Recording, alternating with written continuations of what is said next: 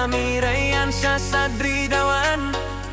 Hari ini 13 Februari, hari bahagia untuk kita semua, karena Tuhan tambah lagi umur. Unbur tuh kamu, anak manis kebanggaan keluarga. Semoga kamu selalu sehat, panjang umur, dan jadi anak yang pintar serta takut akan Tuhan.